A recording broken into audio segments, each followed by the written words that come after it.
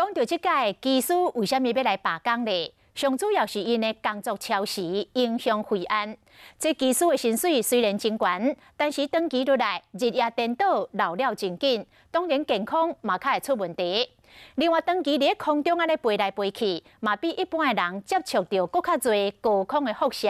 这嘛增加着癌的机会。啊，若是运气较歹的，从分发起，因咧讲的魔鬼航班，安尼就要小连续驶超过10点钟，可见这道的饭碗原来真歹捧。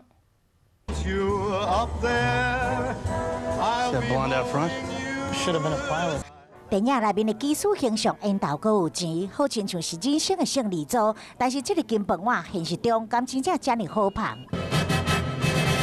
我们看很多的飞行员到这个还蛮年轻的40出头岁，就整个白发苍苍。长期日夜无正常，透早2点到5点报到红眼航班，技术若老了紧，健康嘛容易出问题。晚上深夜的时候，我们的心跳跟我们的代谢会处于最慢的状态，一直处于这个交感神经持续的兴奋的状态下，让这个血压失控。过劳死的一些患者身上会发现说，他其实是死于这个所谓心血管疾病跟脑血管疾病居多。该群的巡刷经常咧开飞机，互技术乘做过劳死的高风险族群。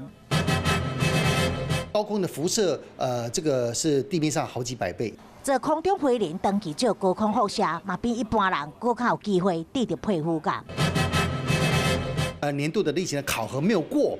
就没有办法飞行，就要停止飞行。佮较莫讲，平常时也有机会去轮到魔鬼航班，亲像是对桃园、飞上海、夜上海飞机航班，技术早时9点就报到，该伫等到暗时11点才当对桃园机场起飞，等到转来桃园机场下班已经是早时7点啊，当时是超过10小时，也佮有桃园曼谷来回833班次，在连续10点钟的工作，不过只有2位技师，这款的航班拢用尽技术的体力，甲机顶乘客性命交予体力透支的机长，恐惊后果无人承担得起。